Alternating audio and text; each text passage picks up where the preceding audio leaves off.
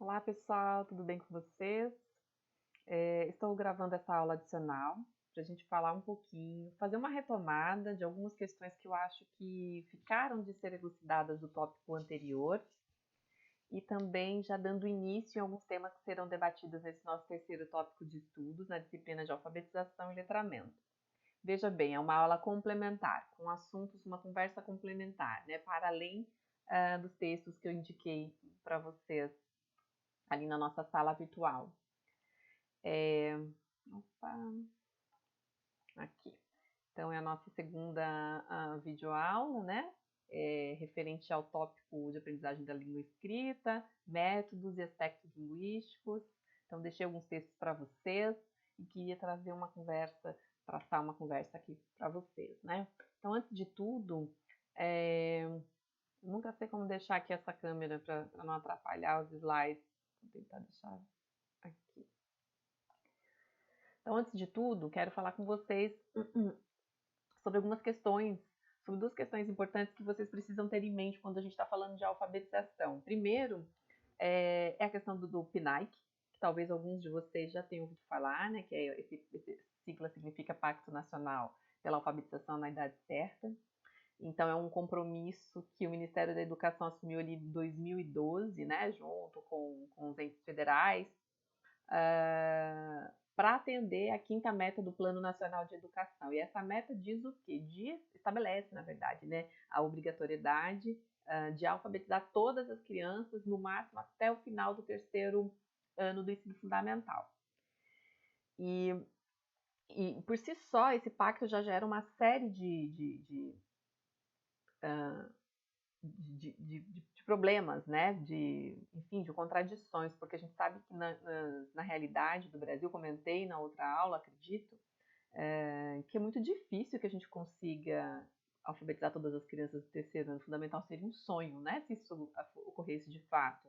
Porque nós temos muitos problemas estruturais, sociais, psicológicos, de acesso, que influenciam na alfabetização, de culturais também, né, que influenciam na alfabetização e letramento de uma criança. Não pode se estabelecer simplesmente num documento norteador que estabelecesse essa obrigatoriedade como se fôssemos máquinas, como se as crianças fossem máquinas.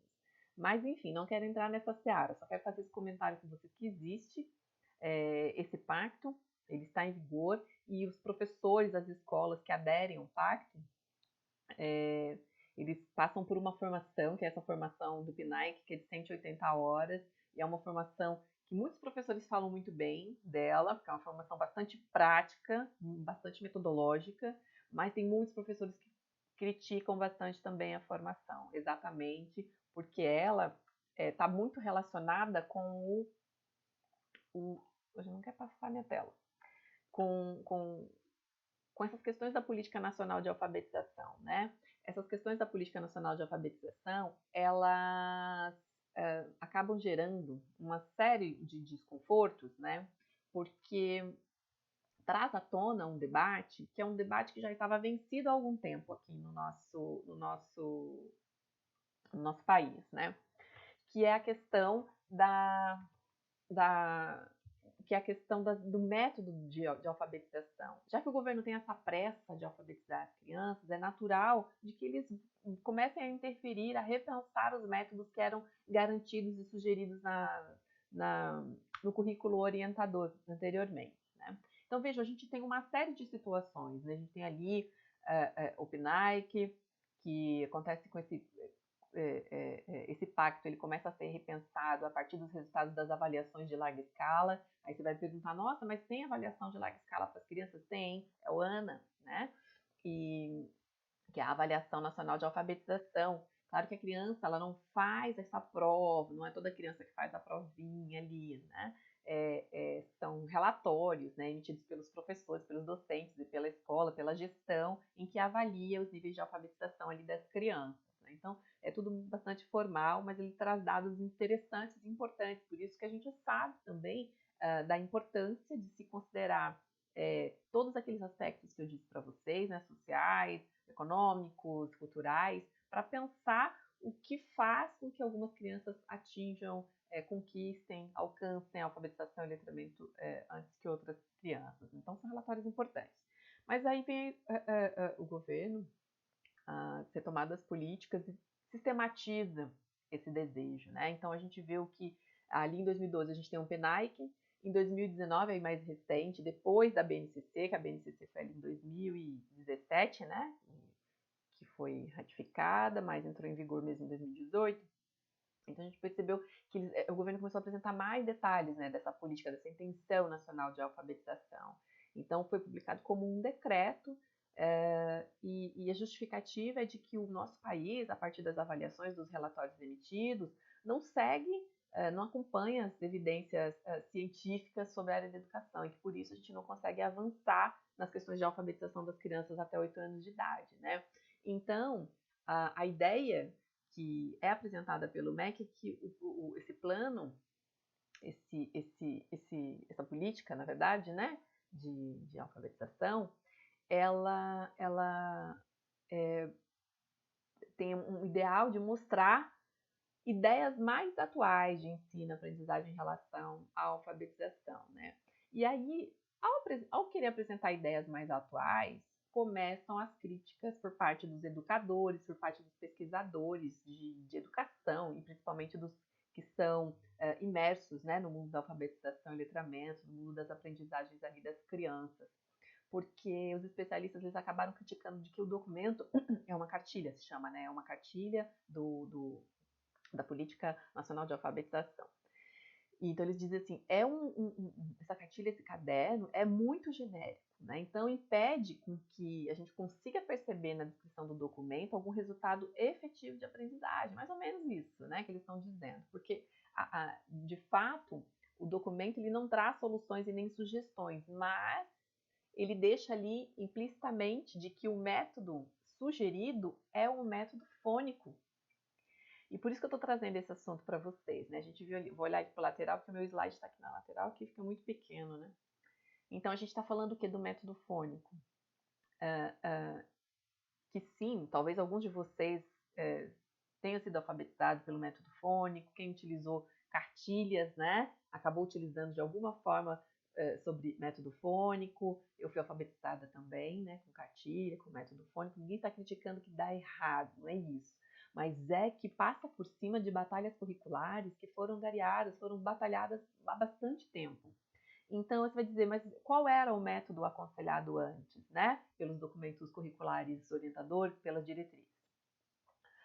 O método, não, mas a filosofia sugerida é a do construtivismo, que a gente já vai chegar nela. Então, os teóricos que estavam criticando o documento estavam criticando exatamente porque as diretrizes apresentadas pela Política Nacional da Alfabetização, ela apresenta exatamente como é que chama aqui, as diretrizes, né, os pilares do método fônico, que seria esse, a consciência fonêmica, conhecer fonemas, som das letras e saber usá-los, instrução fonética sistemática, que é o que? Aprender a relação entre letra e som, a fluência em leitura oral, para saber ler com velocidade, de forma agradável, desenvolvimento de vocabulário, compreensão de textos. E aí esse documento ele diz ali que as crianças deveriam ser alfabetizadas idealmente no primeiro ano do ensino fundamental. Então isso, gente, o debate ele pode ser atual, mas a discussão ela é muito antiga, porque se a gente pensar, desde o século passado, né, muitos estudiosos, muitos especialistas, eles já vêm especialistas de diversas áreas de conhecimento, né, não estou falando só da pedagogia, mas também de linguística, de psicologia, enfim, eles tentam responder a essa pergunta-chave, que é uma pergunta enigmática, né? Qual é o melhor método para alfabetizar? Qual é o melhor método de alfabetização? E até hoje a gente não tem um consenso. A gente não tem um consenso porque a gente tem que pensar, para além de todos aqueles elementos que eu falei para vocês, né? Questões econômicas e sociais, a gente tem que pensar que a linguagem, a língua, ela é um objeto cultural, então ela tem que ser contextualizada e ela tem que fazer sentido, né? E embora essas duas questões, né, contextualização e sentido, enfim, e também a compreensão do código escrito, o código por ele mesmo, não são interpretações que excluem uns aos outros. A gente precisa conhecer o código, a criança precisa, né, olhar ali algumas letras do alfabeto e identificar quais são. A criança precisa disso, nós precisamos disso para adquirir capacidade leitora. Só que a gente não pode pensar num método nem em metodologias de aula que excluem quaisquer dessas situações, né? Alguns métodos acabam priorizando alguns desses aspectos, né? Então, as cartilhas que eu mencionei para vocês, elas acabavam trazendo uma visão muito mais técnica, né, do que uma reflexão social do uso da língua. Então, a gente tem... Deixa eu ver se consigo passar aqui. A gente tem alguns métodos, né? E esses métodos cartilhados, eu peguei até essa figura, eu não sei se vocês já utilizaram cartilha para vocês verem bem, né? Então, os métodos sintéticos, eles estão separados em alfabético, fônico e silábico. Então, o alfabético é o método mais antigo de alfabetização, porque ele tenta, bem esse que está da figurinha aqui dos bichinhos, a letrinha, né? Olha, a formiga, o F, apresenta o F, né? Escrito em cursivo minúsculo, maiúsculo, e depois o F em caixa alta, né? Em forma. E apresentava um por vez, né? Agora é o A, abelha, né? Depois o B, bola, C, casa, carro, não sei, né? E assim vai, apresentando letra por letra para a criança. Então, esse faz parte do método alfabético. E aprende, né, que o estudante, a criança, aprende o número das letras, entende como deve soletrar o seu nome, e aos poucos vai combinando as unidades, né? Junto com uma vogal, e uma consoante, aí vai combinando, formando as sílabas, formando as palavras. E a grande crítica desse método é exatamente porque distancia demais a criança do uso nas frases, em sentenças, né? Em contextos de sentenças. E aí, vocês podem reparar de que quando há uma ênfase no ensino com os métodos sintéticos, o alfabetizador, a alfabetizadora acaba unindo esses métodos, né? Porque eles acabam sendo complementares, o alfabético, o fônico e o silábico. Porque quando ensinando o alfabético, existe aquela predisposição de ensinar fonicamente como é que se pronuncia, né, as vogais, as letras, né? Então eu coloquei aqui que é essa figura que está aqui que tem as boquinhas, né, para ensinar a falar o A, abre a boca, o E, já fecha um pouquinho mais, para a criança tomar consciência de quando ela disser tal palavra, ela lembrar, né, de tal frequência fônica e aí pensar na escrita. Então, nesse caso, a unidade de se aprender a ler e escrever é o som, no caso, né, o fonema. Né? E aí a relação do som com as letras. Então, as crianças primeiro aprendem os sons, as vogais, em seguida, né, o alfabetizador vai apresentando algumas consoantes e vai unindo. E depois a gente tem ali o método silábico, né, que aí é bem cartilhado, né? E eu peguei bem essa figura, gente, porque é uma página mesmo da cartilha Caminho Suave, que foi a cartilha que eu tive, que eu fui alfabetizada, e era exatamente assim, tinha as famílias silábicas, né? Então a gente tem lá a família silábica, começava a família do B, então né, era Ba, Bé, Bi, Bó, Bu, e assim até cumprir todo o alfabeto. E o grande problema que daí eles testem, as críticas, né, é a falta de contexto. E a gente olha a figura, que é a família do dado, né? A gente estava lá, né? Dado é de Dodu. Então, a repetição da escrita, né? Em todas as formas em que se apresentam as grafias. As palavras que você vai aprender são com D. Então, vai lá, dado, dada, dia, dedo, dói. Enfim, e aí as formulações das frases são as mais simples, né? O dado é de Didi. Didi, cadê deu dado ao bebê? Já tinha feito a família do B, né? Vai misturando. E a grande crítica, inclusive Paulo Freire e a Emília Ferreira, já que a gente está falando de alfabetização, não podemos deixá-los de lado, eles criticam exatamente os métodos sintéticos por conta da falta de contextualização. Claro que Paulo Freire, ele tecia uma crítica que é muito, muito importante, ela acaba revolucionando as questões de alfabetização, o movimento de alfabetização no Brasil, porque ele parte do pressuposto da alfabetização de adultos. num contexto do Nordeste, adultos em trabalho rural, né? E ele dizia assim, que esses adultos, eles já têm uma vida, né?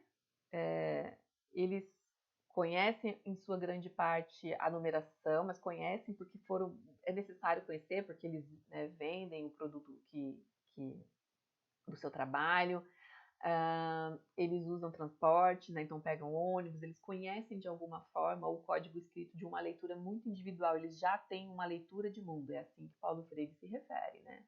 E o que falta para eles é a leitura da palavra.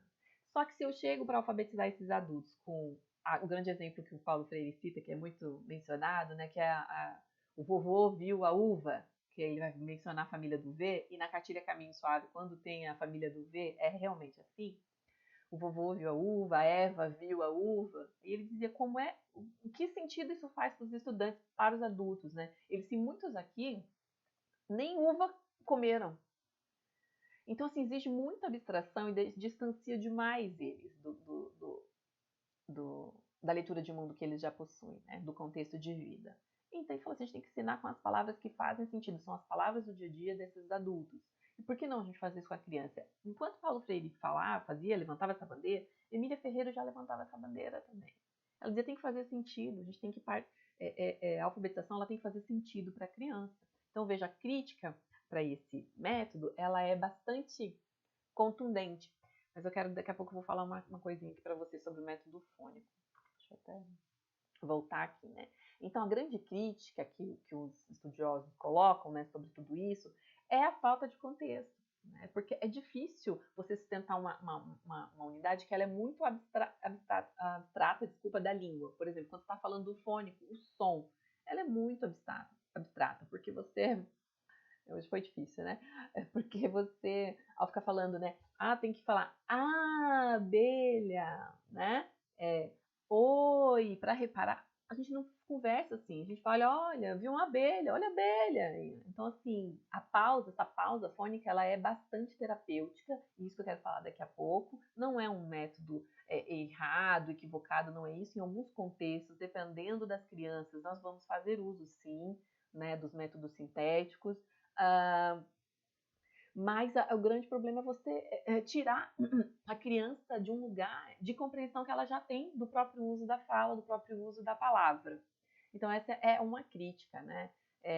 Então, é possível usar o método fônico em ambientes totalmente ricos, né? Então, quando temos alguns determinados problemas de dificuldade de aprendizagem, dificuldade de fala, é muito importante em algumas tratativas de alfabetização envolvendo um movimento mais terapêutico, mais fonoaudiológico, né? É importantíssimo, porque ele tem uma série desses passos que eu coloquei para vocês, né? Primeiro mostrar que o nome e o som das letras são iguais, depois formar palavras por vogais, né? É tudo ai, ui, oi, né? Depois apresentar alguns fonemas regulares, né? Algumas consoantes, depois juntar sílabas. Então, ele tem uma série de formação de palavras, depois frase, depois texto. Então, é muito válido, sim. E antes que eu me esqueça, eu quero dizer para vocês que não tem um método certo e um equivocado, né?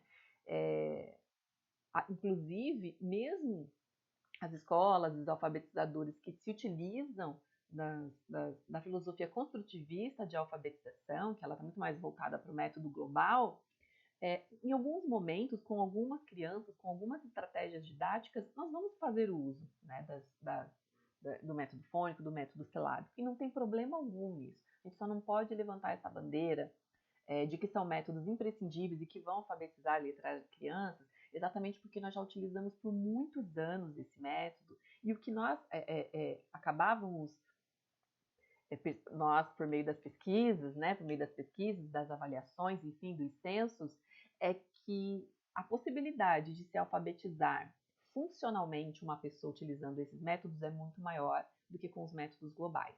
Então, quando eu digo alfabetização funcional, é aquela pessoa que sabe ler, mas ela não sabe o que leu, né? A criança vai lá e lê silabicamente, né? Quando ela está aprendendo, ela vai lá, palavras formadas apenas por vogais. Li, professora, Aí você diz, o que você leu? Ai, não sei. Aí a criança vai lá ler nome e som da... Vocês sabem, né? Vai lendo silabicamente, porque aprendeu a decodificar o código. Então, ela lê silabicamente tudo, mas não consegue ver sentido global no que ela acabou de ler. Então, isso é um problema muito sério que a gente enfrenta ainda, né? Mas que tivemos avanços muito importantes e muito grandiosos a partir do momento em que deixamos para lá posso dizer assim, né? Deixamos mais de lado os métodos analíticos e passamos a valorizar muito mais o método global, né? Bem, vamos ver aqui.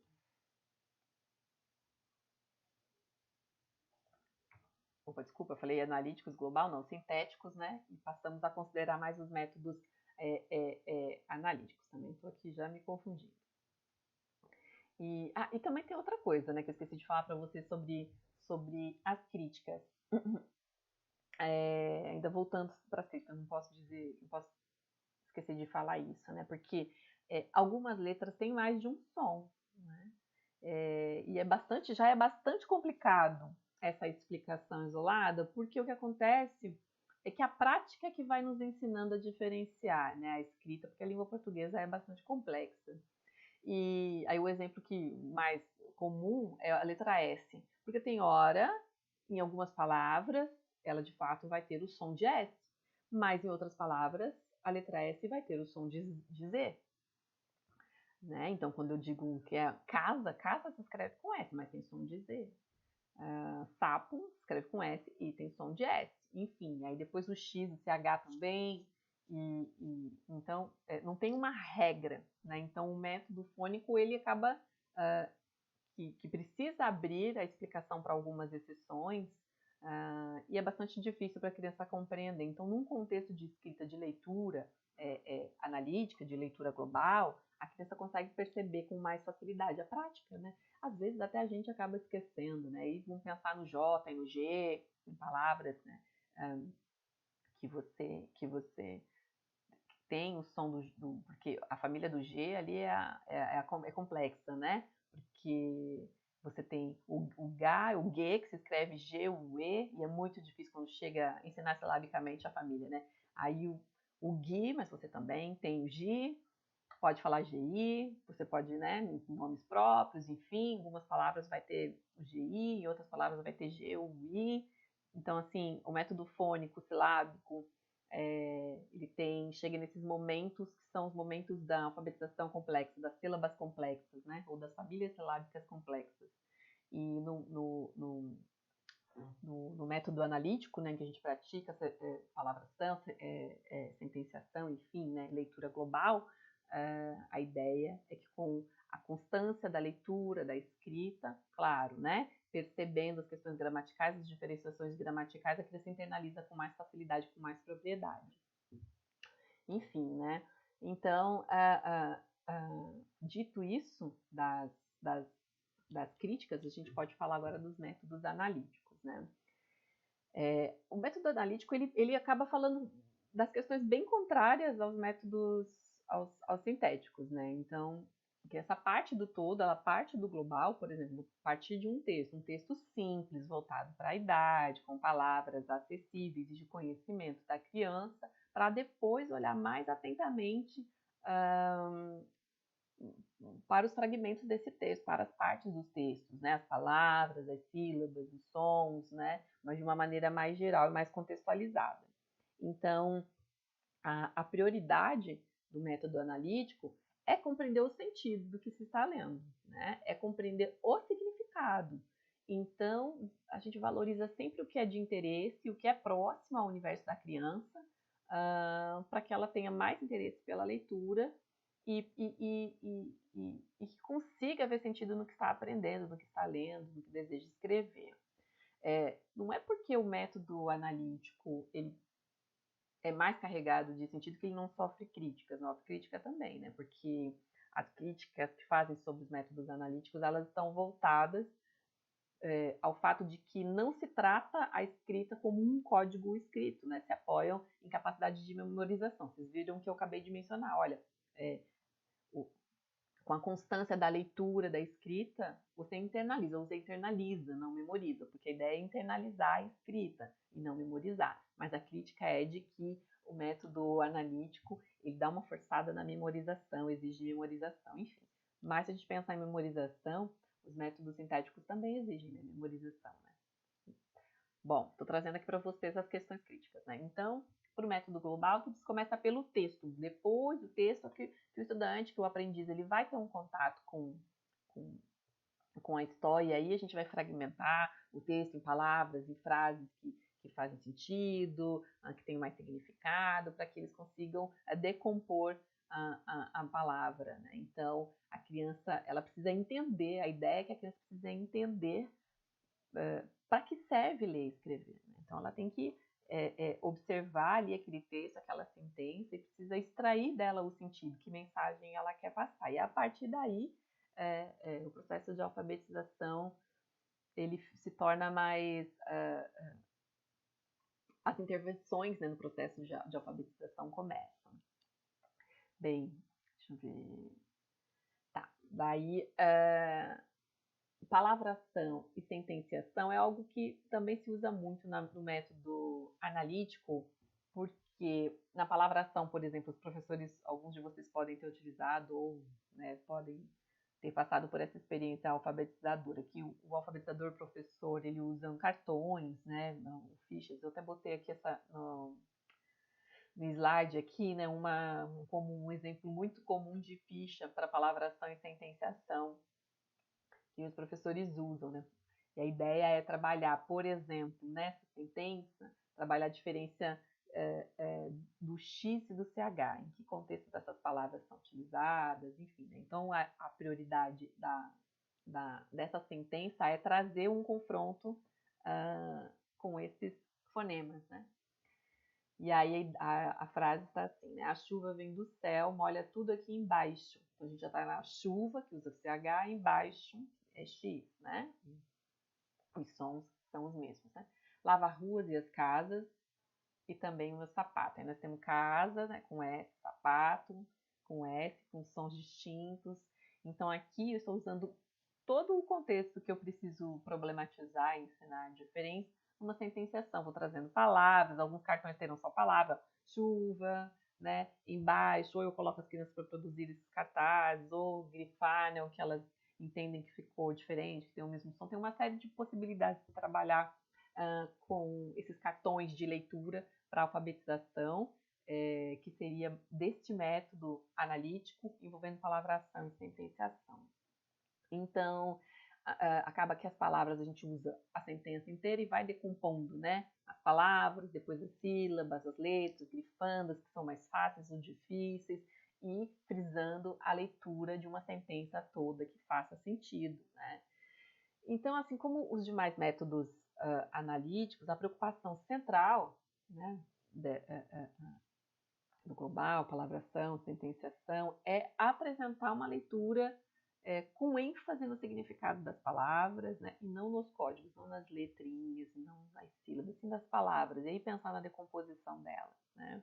Então, a gente tem que pensar, como eu disse e enfatizo, né, no sentido que isso faz para a criança. Quando ela escuta essa frase, ela faz sentido para ela, porque a chuva vem do céu e molha tudo, né? Então, enfim.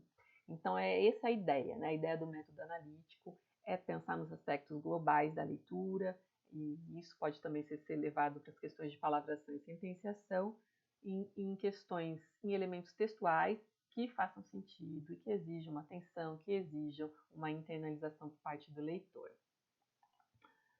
E aí, né, a gente pode pensar, e o construtivismo, né? Porque muitas vezes nos contextos de alfabetização, fala-se do construtivismo como se fosse um método, e ele não é um método, né? É muito comum se criticar ou defender, né, o construtivismo, a gente passa por isso, passa tanto por isso ainda, da crítica ao construtivismo, tanto que os novos documentos alfabetizadores que eu disse no comecinho aqui do nosso vídeo, da nossa aula, têm tentado retornar para o método fônico, porque criticam, dizem que é mais difícil, a leitura, que a criança demora mais a atingir uma leitura plena, enfim. Mas é importante entender que o construtivismo, gente, não é um método, assim como o analítico e o sintético não é um método, tá? construtivismo é uma filosofia, vamos pensar assim, né? O construtivismo ele é uma filosofia sobre ensino-aprendizagem, que é aplicado também aqui na alfabetização e letramento, mas que é aplicado em educação matemática, que é aplicado no ensino de outras áreas de conhecimento de uma maneira mais global. E aí os pilares do construtivismo, a grosso modo, eles são exatamente alguns que o método analítico já menciona, né? Que é valorizar o conhecimento que o aluno já tem. E aí vejam, Paulo Freire, as ideias de Paulo Freire, de Emília Ferreira, Magda Soares se aproximam muito mais do construtivismo, né? O próprio Parâmetro Curricular Nacional, que era o documento norteador dos currículos anterior à BNCC, também se pautava na alfabetização e no ensino da aprendizagem com base no construtivismo. Tá? Então, outra pilar é considerar o universo sociocultural em que estão inseridos, que os estudantes estão inseridos, né? Isso que o Paulo Freire dizia, lembra quando eu mencionei lá no início? Eu tenho que alfabetizar esses jovens e adultos com as palavras que são do cotidiano deles, porque precisa fazer sentido para eles. E eles precisam se sentir motivados a aprenderem a ler e escrever. Então, ele alfabetizava ensinando, né, sacas de milho, enfim, enxada, né? Ele diz assim, por que eu vou ensinar sobre chuva, se eu estou alfabetizando, posso ensinar também, mas estou aqui alfabetizando no contexto de seca, e que ele tem necessidade em saber, em ler no cupom, na nota fiscal, quanto custou a enxada, e por que eu não trago palavras do contexto dos meus jovens e dos meus adultos, né? Então, aqui está dizendo, considerar o universo sociocultural em que os estudantes estão inseridos. Fazer avaliações constantes sobre o processo de aprendizagem, né, de forma flexível, e essa flexibilidade inclui também considerar as particularidades dos estudantes que eu tenho em sala, porque eles também vão aprender de maneiras diferentes, em tempos diferentes, né? Propiciar contextos de interação, então leitura, alfabetização e letramento exige participação, exige interação, a criança precisa ler, então ela parte da leitura imagética, da leitura dos símbolos, da leitura de mundo dela, das placas, dos rótulos, né, que estão presentes no dia a dia da casa dela, né, dos livros que ela tem acesso, revistas, enfim, ou não, e a gente vai incrementando as possibilidades dos contextos de interação que essa criança possa ter, que ela tenha mais vontade de participar, de ler, de expor, né, de ler e de escrever. Né? Colocar o professor como mediador que faz intervenções no processo de descoberta das crianças. Né? Então, é inevitável que o professor seja mediador aqui no processo de alfabetização e letramento, né? Até porque a criança ainda não decodifica o código escrito, então ela está aprendendo algumas, claro, né? Já vão ingressar na escola com esse saber, com esse conhecimento, mas a grande maioria não. Então, o professor é sempre o mediador, o incentivador, aquele que vai trazer, que vai problematizar, que vai instigar, né? E que vai assumir uma postura, uma filosofia, uma metodologia pautada em algumas dessas possibilidades. Né? Eu reforço que não há uma metodologia certa ou errada, né? Existe sempre uma discussão muito ampla quando a gente fala do construtivismo, porque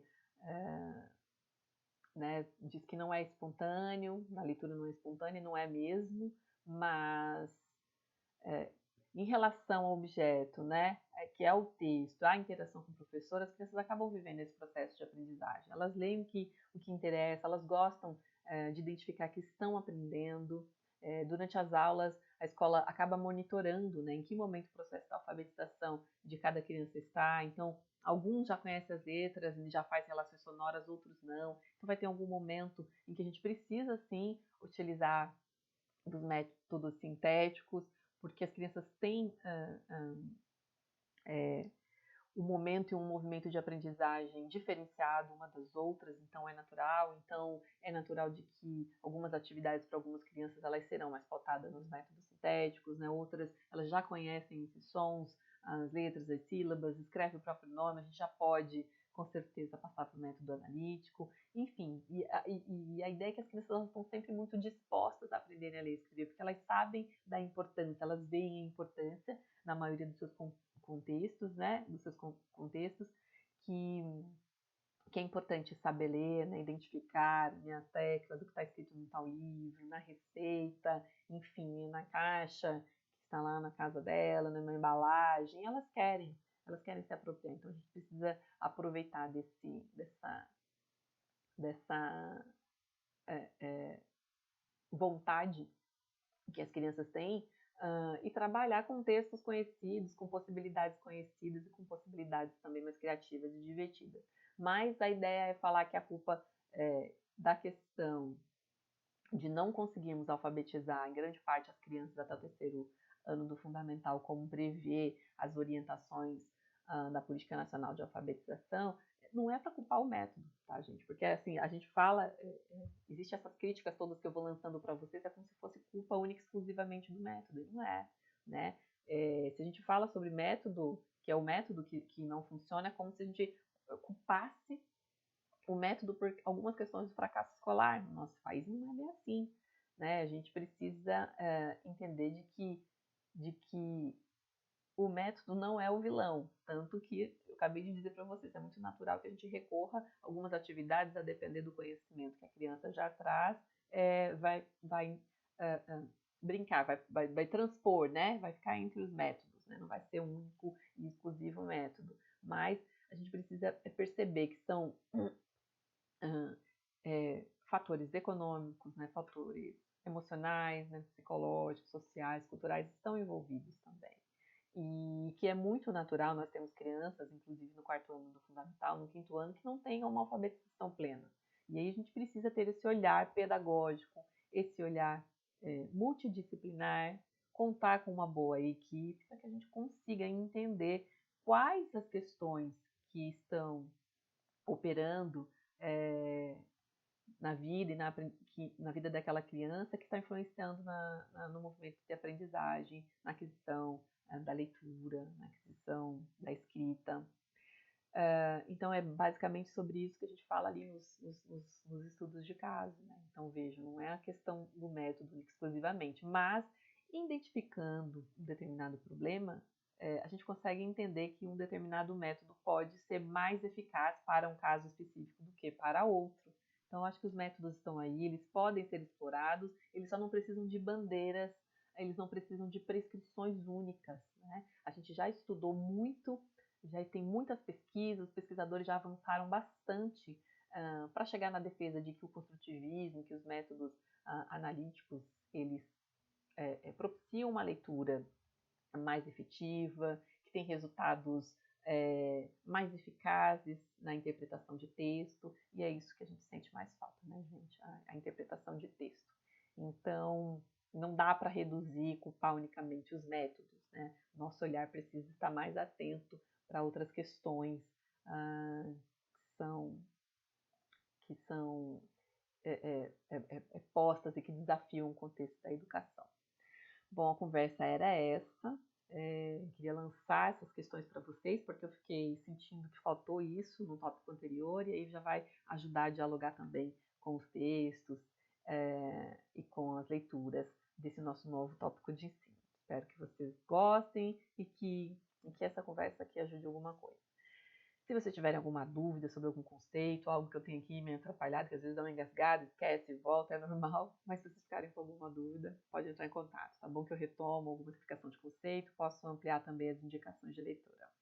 Acho que para este tópico aqui seria isso. Desejo bons estudos e até mais.